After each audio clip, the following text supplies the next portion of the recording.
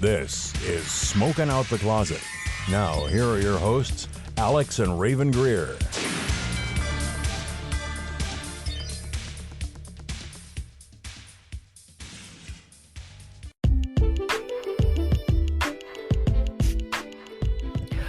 Hey, Raven here, real quick. After I've just finished editing, wanted to make this little blurb before we actually get to the episode.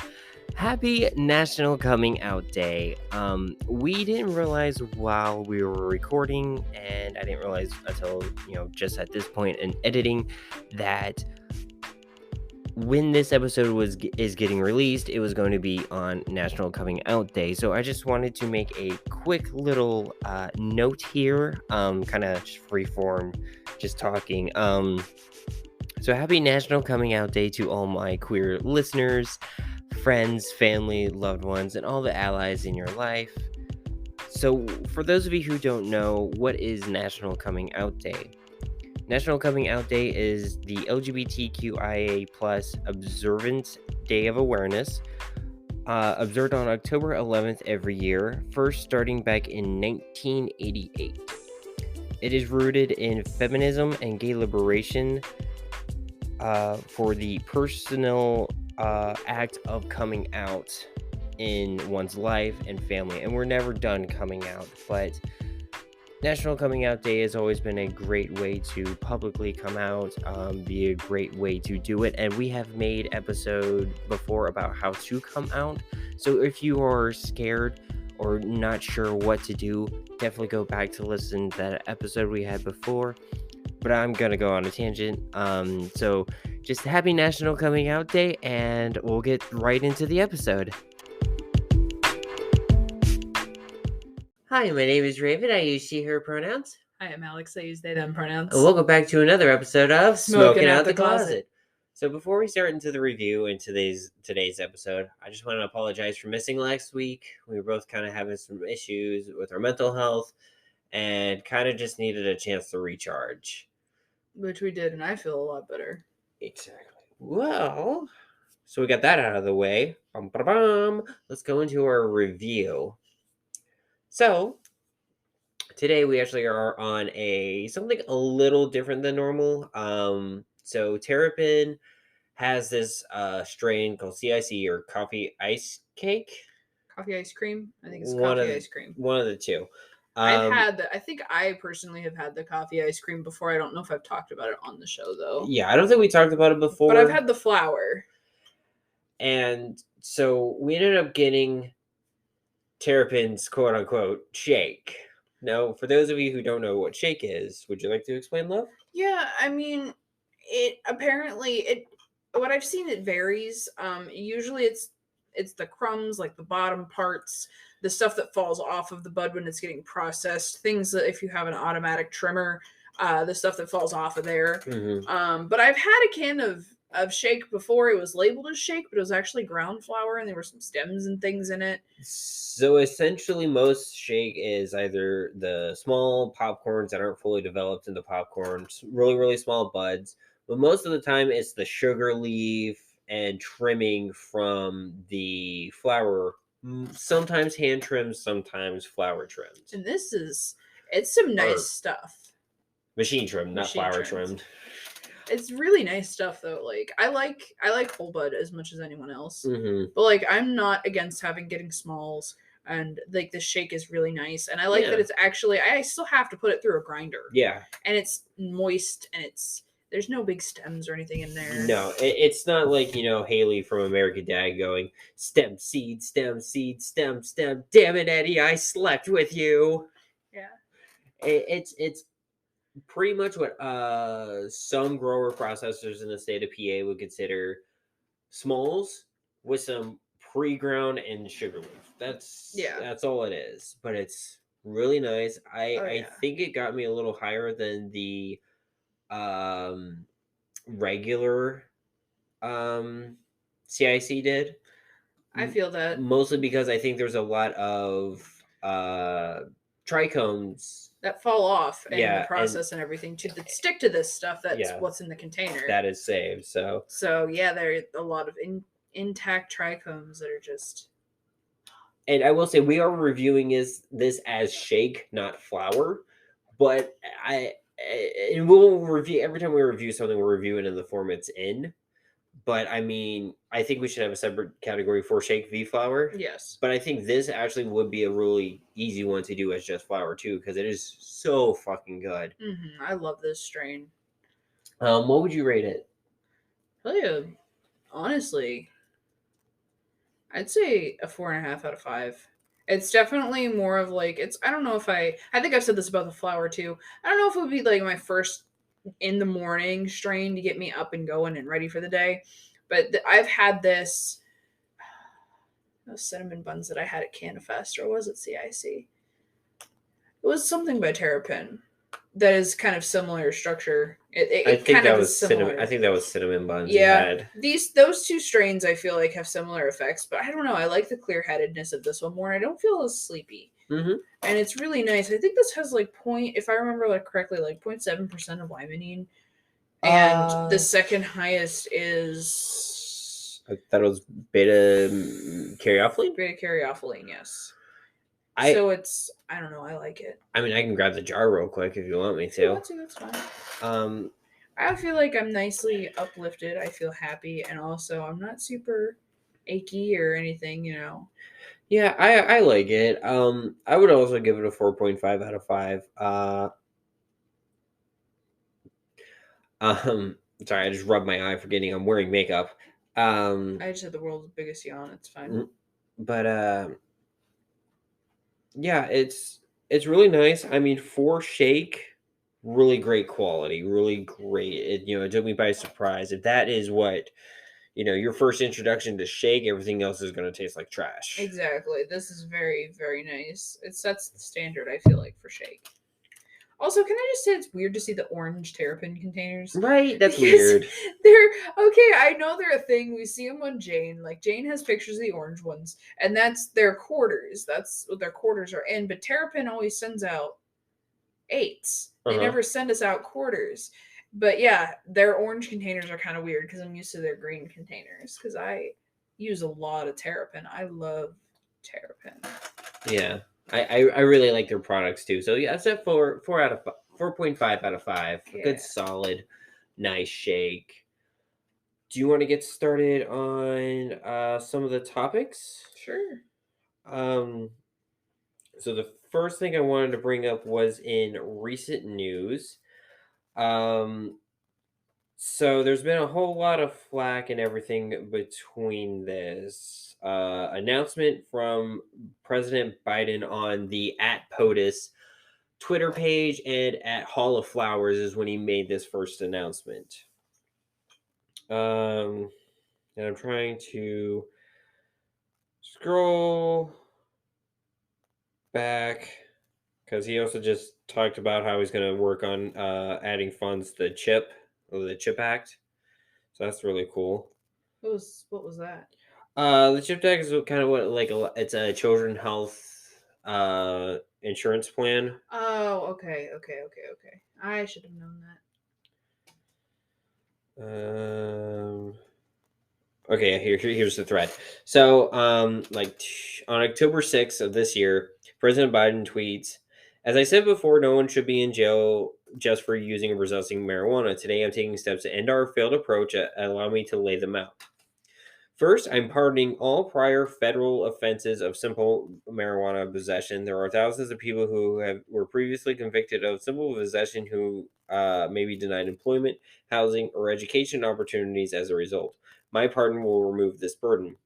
Second, I'm calling on governors to pardon simple state marijuana possessions, just as no one should be in a federal prison solely for possessing marijuana. No one should be in a local jail or state prison for that either. Third, we classify marijuana at the same level as heroin, Schedule 1, and more serious than fentanyl, which is Schedule 2. It makes no sense. I'm asking Senator or Secretary Becerra and the Attorney General to initiate the process of reviewing how marijuana is scheduled under federal law." So kind of go forward with that section there. They have to look at it, and the Attorney General has to say, "Hey, we need to look at this." They take the FDA and Attorney General kind of work together under the Secretary of Health or Agriculture. I can't remember which one, but Sarah is exactly. But they go kind of do research and everything, and then they look to either completely deschedule it or lower it in on the scheduling system. Descheduling, it would mean it would become legalized. So essentially, it can, but not 100%. Essentially, if it's descheduled, the federal government takes their hands out of the pot, which means it's now up to the states of how they're going to regulate it. Do we have anything currently in place right now in Pennsylvania? No, I don't believe so. But that's why the elections in November are going to be really big, because we have to get Josh Shapiro and John Fetterman in office, and they're already talking about like legislations they would put in for this. Absolutely. Because you got to think, last month Biden and Fetterman were talking, and Fetterman and Tom Wolf put in a state pardon system before this. Yes. So I think that talk actually probably put Biden in the check. Next thing is, I also like to note that as federal and state regulations change, we still need important limitations on trafficking, marketing, and underage sale of marijuana. Yes. That's fair. That's basically what the ATF does with alcohol. You can make a couple small batches of moonshine, we'll say, for example. You can give them to your friends, you can give them to your buddies. But if you're going to make like a barrel's worth and go upstate and sell it at a farmer's market, that's a big no-no. Yeah. So in that sense, like, okay, you know what I mean? Mm-hmm. I think at that point you need to have a license. Yeah, to like sell. That's what I'm thinking. Like it's going to be a licensing thing versus unlicensed thing. Yeah. Because like alcohol, you have to have a license to transport, you have to have a license to sell, you have to license to like make large batches. Yeah. Sending people to jail for possessing marijuana has upended too many lives for the conduct that is legal in many states. That's before you address the clear racial disparities around prosecution and conviction. Today, we begin to right those wrongs. Now, some people are fighting with it and saying, oh, I'm not fooled by the president because it just says pardons, not expungements.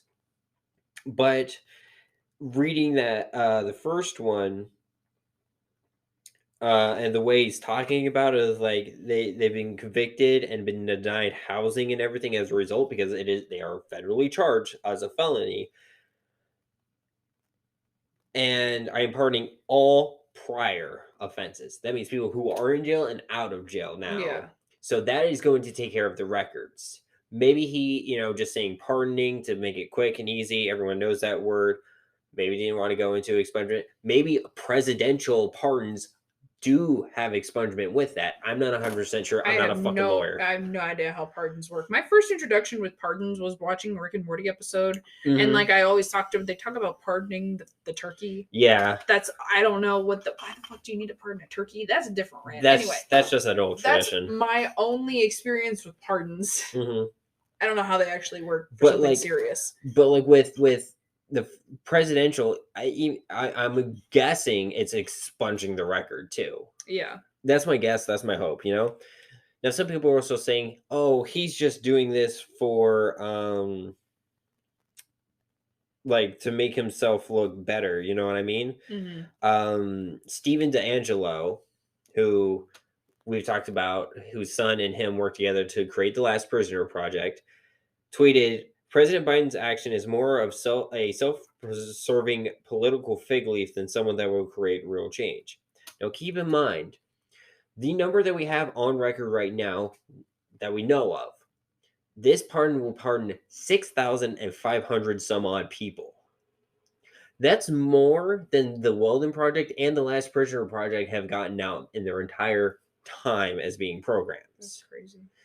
Now, do I think they do some real good? Yes. But a lot of the times what I'm seeing is they are high-profile cannabis offenses usually. Take last month with the Verano tweet. They had Dana something. Mm-hmm. She was a full operation, like the TV show Weeds level mega operation, like Big Bang or Breaking Bad size. I mean, they were with meth, but still a big operation, right? making millions of dollars. You know what she was actually arrested for? What? The same law that got Al Capone. She failed to release information on tax of even illegal forms on her taxes, and she got arrested for tax fraud and tax evasion. Nothing with cannabis. What the fuck? So that's why she's in there. Not cannabis, Yes. tax evasion. And every time I see these, like, oh, hey, we're working to get this person out, they're high profile people. It's never, I got busted with a gram of weed. Yeah. It's no. someone wanting them out for some reason. Now, do I think the Last Prisoner Project does, might do good behind the scenes? I sure like to fucking hope. But Steven D'Angelo is a fucking prick and a corporate sellout. He's not a good person. That's why, like, it disenchanted they were making fun of him so hard, and then he got really uppity about it. Mhm. Now, do I think other people that support it are really good? Yes. Like Bob Marley's sons, like Steve, I want to say Buscemi, but it's not. Steve Belushi. Like they are good people. They actually believe in the plant and everything. I just don't think Steven D'Angelo is the good person out of the organization. He's That's the fair. rotten. He's the rotten apple in the barrel. Mm-hmm. Everyone else, I think, is fine. But it's always high profile people you see. Never like, hey, this one person got caught with a gram in 92, and Texas had like major, like minimal laws and everything. Now, also people are getting on Biden because Biden also put in a lot of state minimal laws for when he was in, Senate and everything. Yeah. I believe, or at least I hope, that this is him having a change of heart and learning from his mistakes, and Fetterman actually sat him down and say, look, you need to stop fucking up. This is fucking bullshit, and here's the fucking why. Yeah, no, same. Damn this weed. It's a kush cough, I swear. It's not COVID, it's chronic. Do you have anything you would want to add to that? Wow, this is when I'm sitting here thinking and listening to it, it's gonna push a lot of states to make decisions about things rather quickly. And I don't know if that's necessarily a good thing. But I mean that they're gonna have something, some sort of framework, and maybe rework stuff later on down the line. I don't know. Yeah. But it's gonna be interesting. Going forward and seeing all these changes, especially working in the industry and watching all of this. And this is crazy. Like, I'm giddy. Like, the 13-year-old me who tried pot for the very first time and had to sneak it around and shit is like ecstatic right now. And thinking about like all of the people across different generations who have fought for shit for this, right? This moment, it's crazy. Now, here's my thing. And I was talking to a coworker about this earlier. What are you doing? Oh, my Navy coin was pulling forward. I didn't want stuff to fall over. I'm sorry. It's okay. So I was talking to a coworker about this earlier today at work. So basically what it means is if they federally deschedule it, it's going to have to be up to the states. Which they're talking about, well, what if, like, say Alabama? What if Alabama wants to keep it illegal? Okay. Alabama could keep it illegal. We can't do anything about it. Like, it'll just be illegal in Alabama. It'll become like alcohol used to be, but then you have the same issue you had with alcohol. Yes, but I'm getting to that still. Sorry, I'm not meaning to jump the gun. No, you're fine. You're fine. I'm interested. But that is a fair point, because take Pennsylvania, for example. Pennsylvania is not like Virginia, where I grew up. You can get a fucking 40 at a CVS. At least when I was a kid. Yeah. I haven't been in Virginia in a long time enough to actually walk into a CVS again. But you can get like booze at Walmart. Like, I remember growing up and getting Members Mark fucking whiskey at the store. New York. You could literally buy a barrel of it at Costco. When I was up in New York visiting relatives, you could walk into the Food Lion and you could buy like everything, literally everything there. We have like wines and stuff in grocery stores. Yes, we have wines and beer, but like hard liquor, like hard alcohol, is still in the wine and spirits store. Yeah. So they could do something like that. Or they could do like certain counties here in Pennsylvania. We still have dry counties in PA. Yeah, you told me that earlier and it blew my fucking mind. I was like, where? Yeah, and and I could be wrong, but from what I've been told, and this is mostly from my dad, maybe they've changed. I don't fucking know. But there are counties where they are no booze are being sold. You cannot have booze. If you want booze, you got to go to another fucking county. But there are places like that in America. There's places like that down south. They're called dry counties. It's crazy to think of that they still exist. But they can do that. So you can literally have.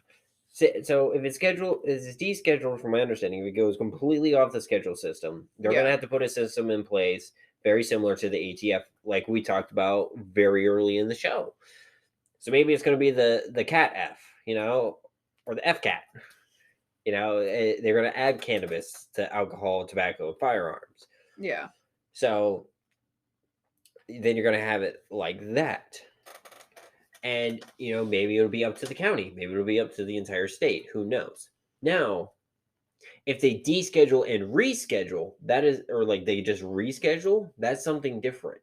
So they can put it under Schedule 2, Schedule 3, Schedule 4, or Schedule 5. If they do that federally, a lot of medical places are going to shut down because then it becomes under a pharmacy and has to go through like Sudafed. Yeah. And you have to do that the way. over-the-counter shit. Let me see your license. Yeah. Different kind of okay. Now, that's theoretical. Are we 100% sure about that with how PA is? No. But that's probably how it's going to go. And I don't want it to go down that route. I hope it doesn't. Honestly, no, listen, I don't feel like it will. So I'm trying to be very optimistic about this whole thing. So we get the people in we need to get in. If this, is a talking point, it's been a talking point with Wolf for a while. He just hasn't. There have been blocks in the state of Pennsylvania that are not him, and he's been trying to. Yeah, it's been sitting on it too long. It's the Republican, it's the GOP side of PA. So we need to get our right people in the right place, and then everything will align, and bam.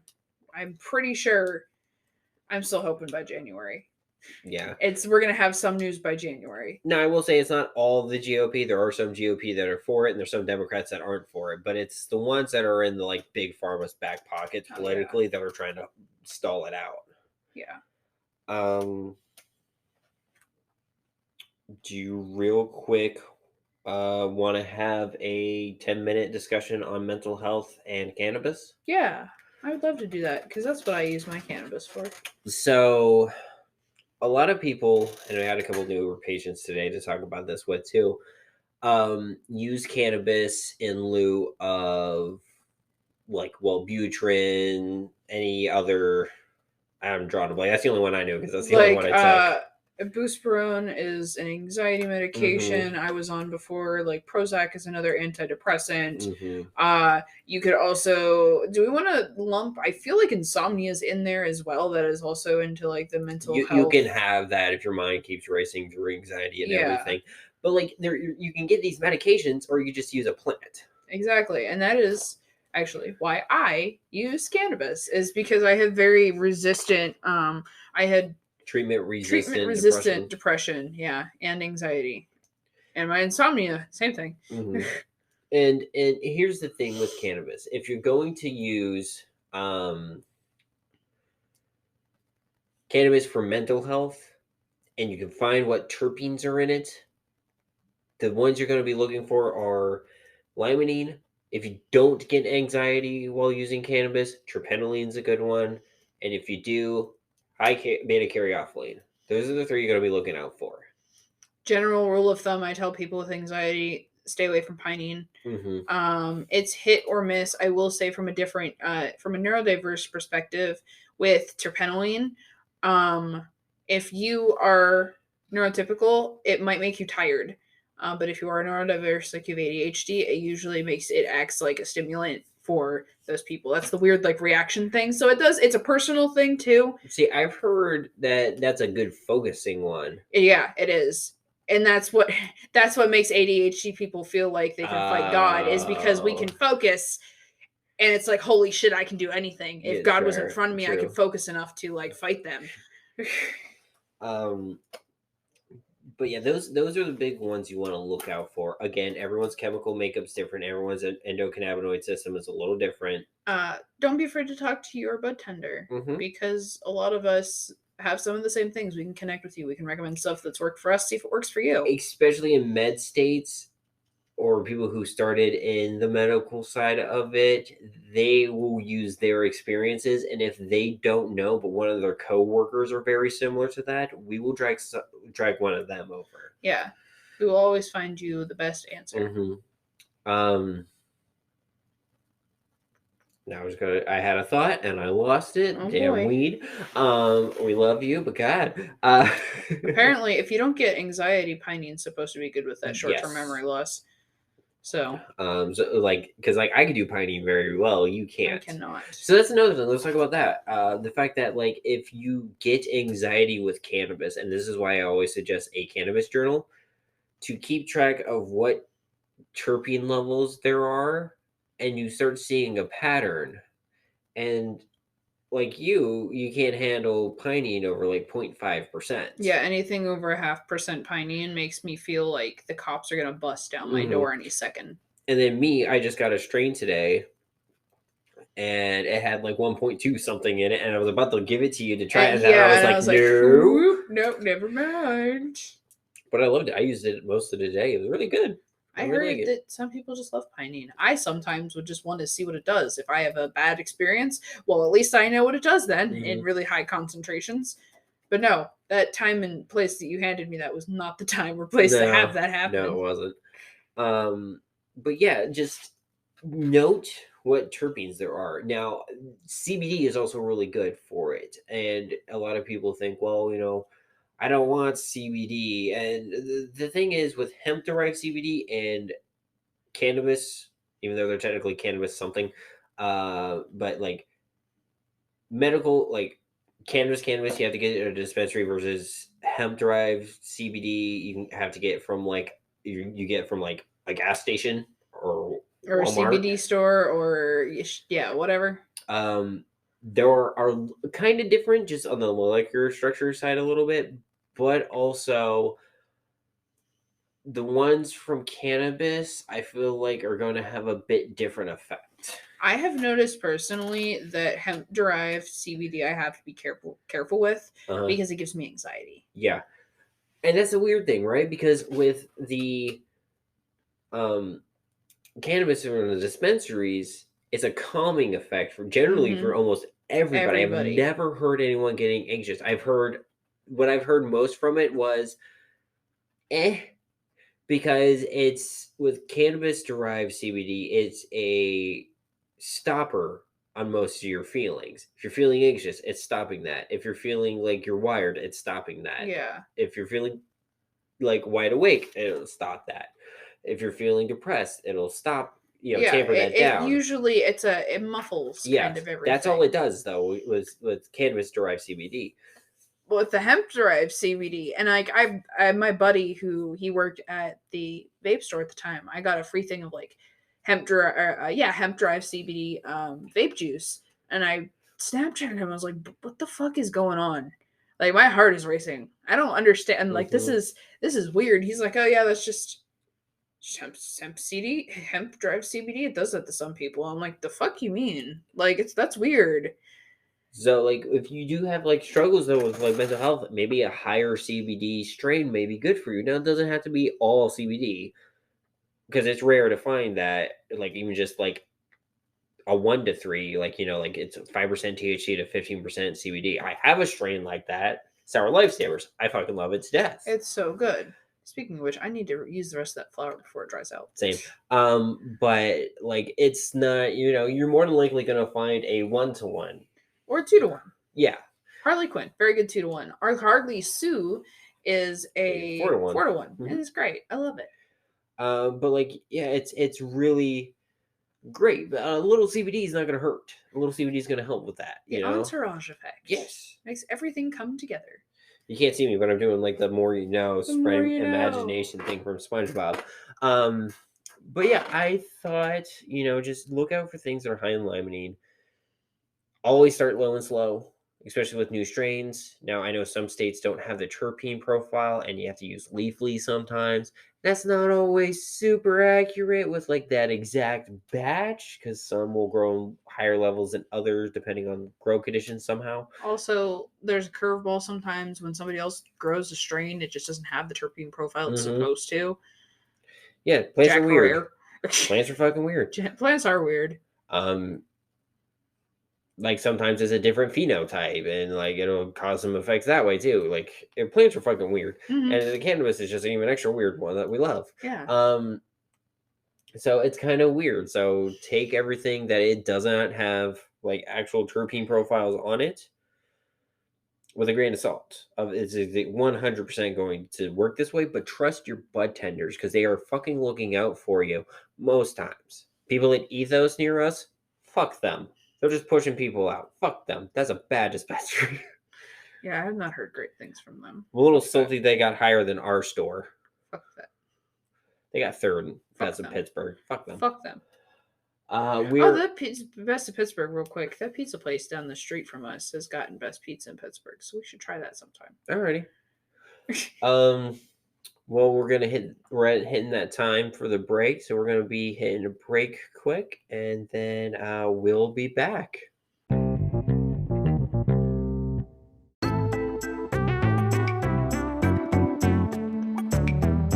Rayven here. I just wanted to make a little ad for our Patreon that we started. First and foremost, all the funds generated with this Patreon is going to go directly back into the podcast, whether that's better equipment so we can make better sounding episodes, give you guys really cool stuff like stickers, pictures, nice little trinkets from us, or be able to travel to places where there is legal weed or there's certain LGBT communities that we want to interact with and talk to, and potentially have some really cool guests come on the show. Now, right now, our Patreon is bare bones, and I do apologize with that, but we hope to make it a little better as time goes on. Right now, we have 3 tiers: flower, vape cartridges, and concentrates. Flower is $3 per month, vapes is $6 per month, and concentrates is $9 per month. With flower, you get access to our Discord, the Skittle Zone, a private Discord that we have for you guys to kind of interact with each other and potentially interact with us. We have things for like different aspects of the cannabis community and LGBT community where you guys can talk to and kind of just interact with each other and learn from each other, and learn with us. But you also get early access to these episodes. You get a day or two, basically immediately after I'm done editing the episode, I am putting it on the Patreon so you guys can listen to it early. With vape, you have everything from the flower, but you also have access to the private chat room in the Discord server for one-on-one discussions and questions for us. You'll have the ability to basically be, hey, I have a question about this certain thing, and we'll answer it at the end of every episode. We won't get to everyone all at the same time, obviously, but, we'll spread it out through the month and be able to get to as many questions as we can. And then with the concentrates, you get everything from flower and vape, but you also get behind the scenes looks at what we do here. I'll show like what I'm editing and like maybe little sound files or like little clips of what we're working on. Our show notes, so you get to see that early, potentially, knowing what topics we're going to be talking about on this next episode. Pictures of stuff in and outside of the recording stuff, like things like cannabis festivals. We'll take pictures and post some of them online, but with the behind the scenes access, you get to see all of that. Basically, all the dumb faces we make at each other, all the cool stuff that we see, and all the cute things that we find. It's my hope with this Patreon that we'll be able to go far and wide and hopefully be able to see some of you guys or have some live shows in the future where you guys can come and interact with us. And obviously no pressure. I just want to make sure that you guys are aware of this, and first and foremost, take care of you guys yourselves. If you don't have money to support it, or if something happens you have to stop, we totally understand. Thanks.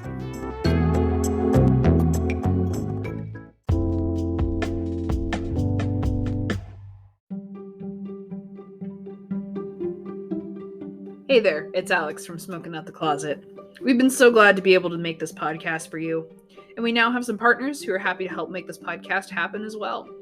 Our friends over at Da Vinci Vapors have sent us one of their many amazing products, the IQC Dry Herb Vaporizer. If you've been listening to the podcast for a while, you've heard us talk about Da Vinci, and we've even used the IQC on the show. With a half-gram dry herb chamber, 30-second heat up time, precision temperature control, removable and rechargeable 18650 battery, and an on time of 2 hours, what's not to love about the Da Vinci IQC? Well, what if we told you can get an extra 15% off just for listening to this podcast? That's right, use the code SOTC15 for 15% off at checkout site-wide. Thanks again to our friends over at Da Vinci Vapors, and now, back to the episode.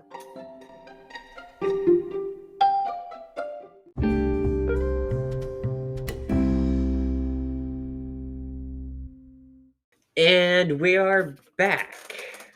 How's it going? Pretty good. Hope Yeah. you all enjoyed the little spot for Da Vinci. It's exciting. I had fun recording it. So next on our agenda for the podcast, I came across a Washington Post article that talked about one of the last probably big stigmas to like normalizing cannabis. We talk about legalizing a lot, but we need to talk about normalizing too. Is parents of that have kids that use cannabis, like the parents use cannabis and they have kids. The article talked about a mom named Susie. She once found out she was pregnant. She stopped using cannabis, but after her baby was born, she suffered really severe postpartum depression. And that also brings up like using antidepressants, anything that can get passed on to the milk with the baby. And she did the same thing with using like THC because she could have her child taken away from her. Like if the child tested positive for THC, that's considered child abuse in a lot of states. Once she started to like wean the baby off though, she started using cannabis again regularly, and it's been helping a lot. And she only has a really small group of people she really trusts to like tell this information to. And like I feel like this is a big deal. It is. I see a lot of parents on TikTok that use cannabis, but that's just, hey, I'm a parent, I have a kid. This is me fronting for the camera using cannabis. We don't talk about just daily use and daily life with kids. Most of the TikToks I've seen is like the mom coming back from like the garage and the kids saying you smell funny or something stupid like that. But like hell, here in Pennsylvania, a dad was arrested for growing cannabis, and they cited child abuse because one of his kids' toys ended up near where the plant was growing. Kids' toys are easy to fucking kick around and like take halfway across the apartment or house. I think I remember. Didn't we talk about that on the episode? We did. We talked about it a few episodes ago. Yeah, I remember that. But like the fact that like there's so many hashtag wine moms and like the moms are drinking wine and everything around their kids. Why can't we do that with cannabis? Now, maybe there's a perpetual secondhand smoke issue, but like go outside. You know what I mean? Like, yeah, make it don't obviously don't like have your toddler in the same room as you, like hotboxing. Yeah. Whatever. But don't do that. Edibles, normalize that, RSO, tinctures, fucking vape. Yeah. There's so much that we can normalize, but like, no, wine moms getting drunk every day, like day drinking or fucking, okay. But then you end up like the scene of Rick and Morty where, Beth accidentally hits her in the eye. Yeah. Or they actually do get very upset. And, because alcoholism is really bad. My grandmother, was a huge alcoholic, and her drink of poison was wine, But that's okay. Society says that's okay. I mean, I'm not saying it's not, I'm not saying alcohol is bad inherently, everything in moderation, but like, why is that okay, but cannabis isn't? Yeah, exactly. But most of the time, you know what? This is how I imagine most cannabis parents are. They get really fucking high with their kids, and they're gonna be super ecstatic to play the little games. You're gonna have like really big kid-like reaction, like, "Whoa, we're playing Candyland! Yeah!" As they like get their guy up the candy cane or something, like, "Yeah!" Fun fact about that game, I don't know if you knew, it was actually created for kids who were in the iron lung due to polio. It was something they could play when they were in the Iron Lung. No, I did not know that. Yep, that is why Candyland was made. A nurse wanted something for the kids to do in between treatments. Oh, that's cute. I know, right? So sweet. What was I gonna say? But yeah, like legit. Why is cannabis parents so like look down upon? Yeah, right. Do you have any ideas of where that is, or what we can do to break that stigma? I think it goes back to the stoner stereotype of they're lazy and they don't do anything and they don't work and how they're not productive in society, so they're going to teach their kids to not be productive in society, and if they smoke pot, blah blah blah.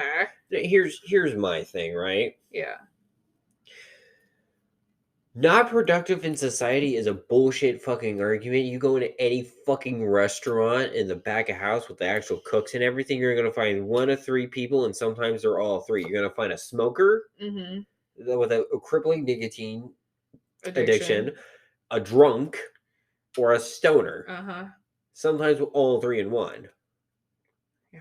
If you work at Taco Bell, a meth addict wanders in and decides it's okay to smoke it in the walk-in cooler. Fucking Taco Bell. Anyway, now we're talking about here. But yeah, back of house, they're the hardest working fucking people in that building. Hell, even some of the servers would take care of part of it too. Absolutely. But like, you work in a restaurant, you're gonna pick up one of two kind of smoking habits. Exactly, if not both of them. Exactly. Not productive members of society, my fucking ass. I was less productive members of society when I was going outside to smoke a cigarette all the time. Right? Like every hour on the hour. And it's like, why do we, I mean, I know why we have all these stigmas, but we need to start to work to making it normalized, to basically being like, hey, you do realize this is old antiquated racist bullshit. Because somebody tweeted about President Biden earlier, basically being like, you haven't done the research, you haven't done this, you're just letting all these like people get addicted to something worse than fentanyl. And people were going like, where's your fucking sources? Because this is the ones all the studies that show it's not. Yeah. I mean, obviously take all the studies with a grain of salt because everything's in small batches. But the sources that she was pulling, someone actually pulled it up, and it was a study done on homeless people who happen to be using cannabis in legal states.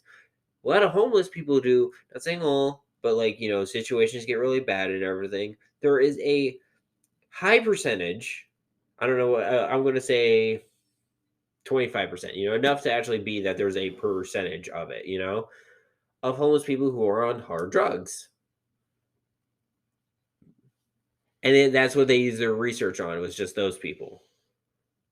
That's not an accurate sample size. No. At all.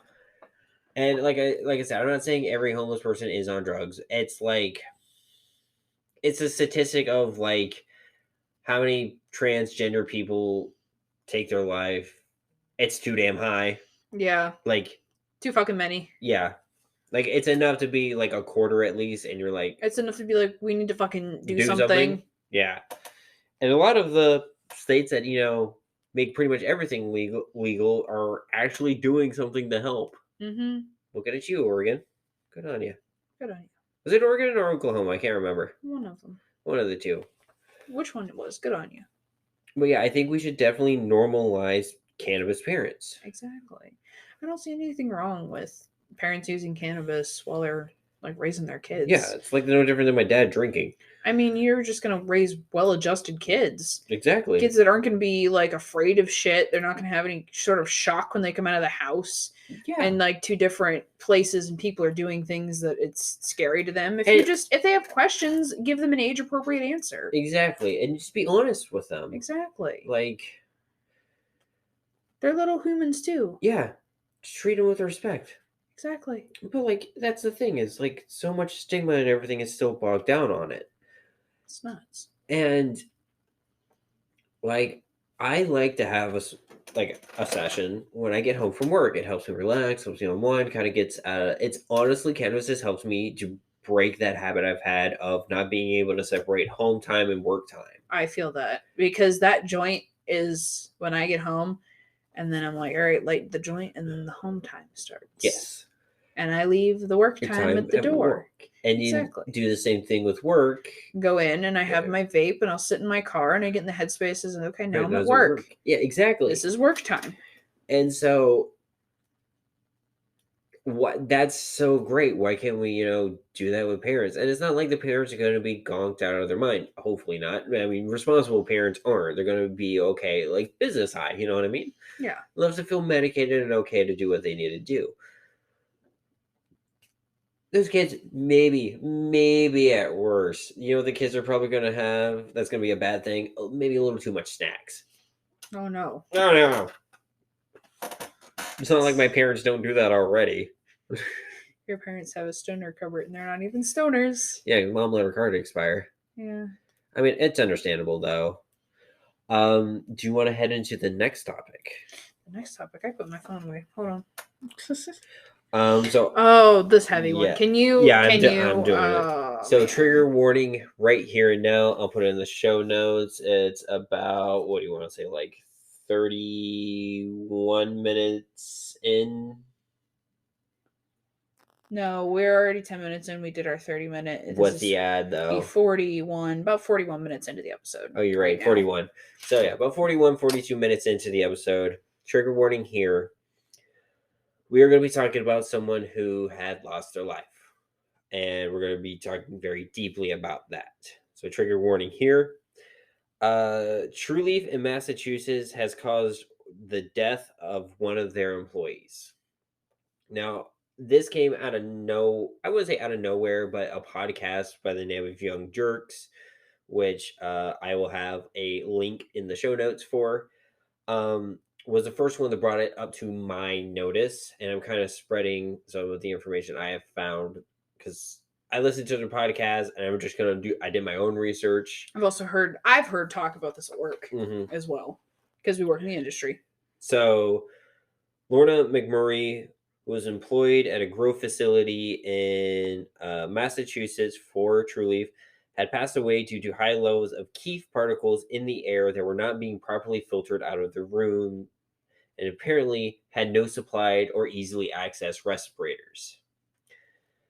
I was on Reddit and found someone by the username u/Dunwich_horror, who states the following.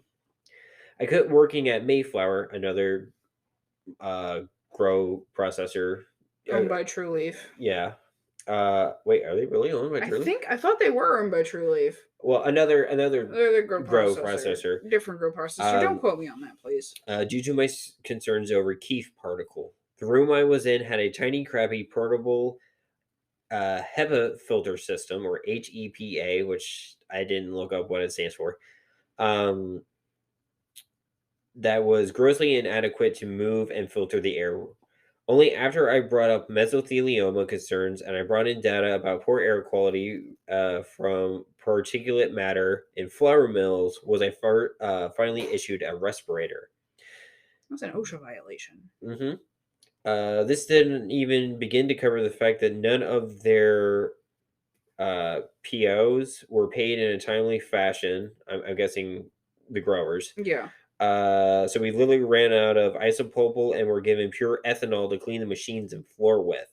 What the fuck? It literally took the epoxy off the floor when we cleaned.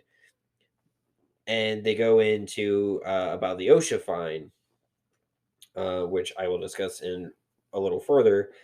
We all deserve better. It's only a matter of time before the ambulance-chasing lawyers start up running ads about how we or our loved ones are entitled to financial compensation.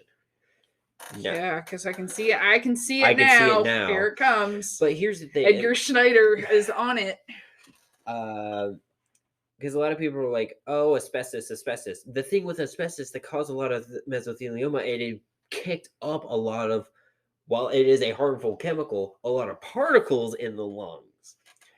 Flour mills do the same thing. Any high quality amount of particles that are not in the air naturally are bad for you, and that can cause respiratory issues like pneumonia, bronchitis, tuberculosis, even up to fucking mesothelioma, which is lung cancer or a form of lung cancer. And that's what happened here. The OSHA at the time, I haven't checked the updated version since since today. But I have a link to it, and it's publicly released, and it was opened last time I looked at it. State that they state, quote, filling pre-rolls. Lauren said she could not breathe, not being able to breathe marijuana keef (parentheses dust).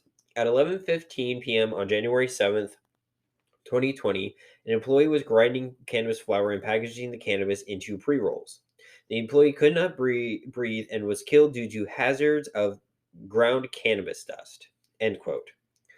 Lauren had, per her father's interview on the Young Jerks episode, I mentioned she had issues breathing before and had brought it up and was told to go back to work. The investigation is still going on, but according to the report, the current set of fines is $35,219. To keep in mind, my current salary is a little over $32,000. A year of about $15 to $16 an hour is not worth someone's life. No. That fine, in my opinion, should be like fucking Tanya Harding like pipe to the fucking kneecap level like damage. Yeah. And that was a dated reference. I fucking know. I don't care. And this is the thing with our podcast. With our podcast, I know it's hard to avoid plants and everything from multi-site operators. But growers like Trulieve with this, Curaleaf with the tip stealing, Mm-hmm. this is why we don't push their products and anyone they own. And I'm pissed off that Trulieve used Pennsylvania taxpayer money to buy Pure Pen. Yeah. A Pennsylvania only grow processor. That's irritating as fuck. It is. I do not like Trulieve. Kim Rivers blocked our podcast That's hilarious. on Twitter. I remember that was so fucking funny when you told me that. Didn't you go on your personal one and then just at her again? Yeah, I was like, you think you could get away from me? Fuck you. Fuck you. I also have a Twitter. I can also come at you, Kim Rivers. At Kim Rivers, come at me. And I told a patient about this, and he was like, would you recommend anything for Trulieve? And I looked at him straight in the face. I'm like, no. Unless it is going to be the best thing to help you medically, I will not recommend any of their products. I will find you something better. And he was like, why? And I told him, let's see. Supports a canine unit in McKees Rocks, one of the most people of color, poor area, quote unquote high crime rates when they're mostly just arresting people for cannabis use. And I'm like, I'm not saying people of color can't be in like rich areas or anything, but like this is a very, very poor area, and there's a lot of people of color that lived in this area, and the police force fucking hammer it really bad. Like it's ridiculous numbers on that. So you're supporting the cops, which fuck you first of all. Yeah. She ratted out her husband for $3 billion worth of embezzlement that he's been found for it, and is the CEO of a company because of that. I'm sorry, if your husband's arrested for embezzlement, I don't think you should be a CEO or in charge of a lot of money, because a lot of times they're working in tandem, or they are starts with an A, legal term, bringing it up. Accomplices. Yes, thank you. They're You're an welcome. accomplice in one way or another.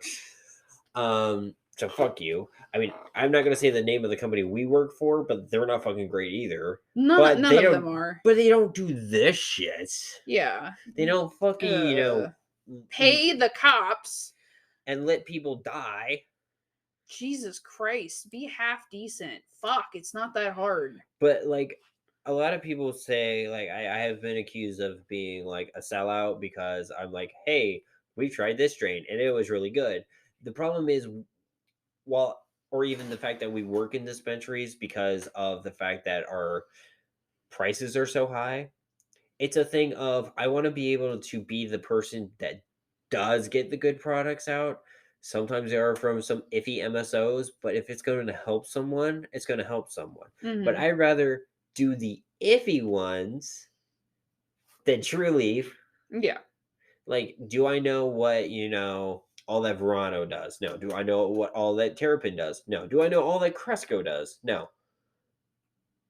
I know they're not letting people die. Right. So, I mean, I know a lot of what Rhythm does. Rhythm's Rhythm's good. another one. Rhythm's GTI. cool. GTI Rhythm, they're cool. But like, that's the thing though. It's like, or Strain, Ballistic Farms with Strain. Yeah. Like, we'll push the products that we know we're going to help, and all MSOs aren't great, but there are some that are just PA only companies for now. Like Pure Pen. Who knows who's going to buy them? Apparently, someone bought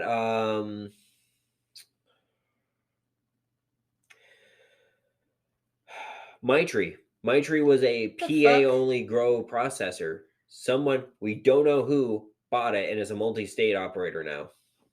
We don't know who bought them. See, I heard people asking if it was Verano. Yeah, people say it's Verano. People say it's Cureleaf because they own Grassroots and G-Leaf. I'm sure we'll figure it out soon enough. Cresco owns G-Leaf now because it's under the Columbia Care thing. Interesting. Yeah, it's either Cresco's either in the process of buying out and doing a merger with Columbia Care, or they already done it. I can't remember. Everything changes so fucking fast. See, the thing, why we kind of know a whole lot of that is because we constantly at our store update who owns what. Yeah, we have this whole thing. Yeah, and that's what I meant by the other comment. Because we at my dispensary, we divide everything by the parent company. So everything that Verano owns is in one section. Everything that Acreage Farms owns, which owns like Prime, is in one section. Idea who the fuck you were talking about? Everything that AYR owns, like Rebel and Seven Hills, that's in one section. Holistic Farms. Everything that Holistic Farms owns, Liberty and Strain, whoever the fuck they are.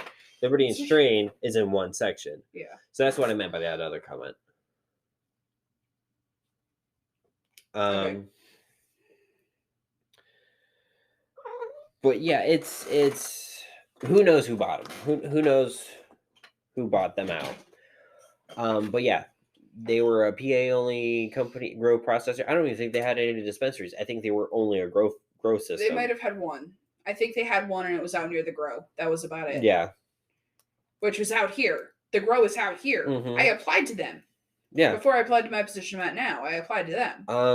I think one of my coworkers' partner is currently interning there. Oh, that's cool. But like, it's kind of hard to have, it sucks because the MSOs are kind of in the way. It can't be like California where there's so much that has already been there that even before a lot of these MSOs got up and off the ground with the medical, because they've had medical for so long. A lot of the East Coast only has 4 to 5 companies usually, and they kind of control everything on this side of the country. Do I support them? No. But does it do some good? Yes.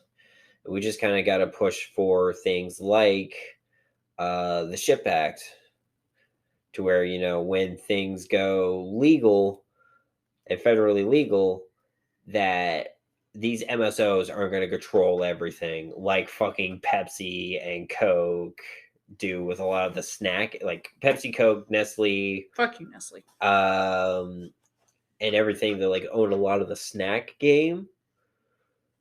They're trying to avoid that with cannabis.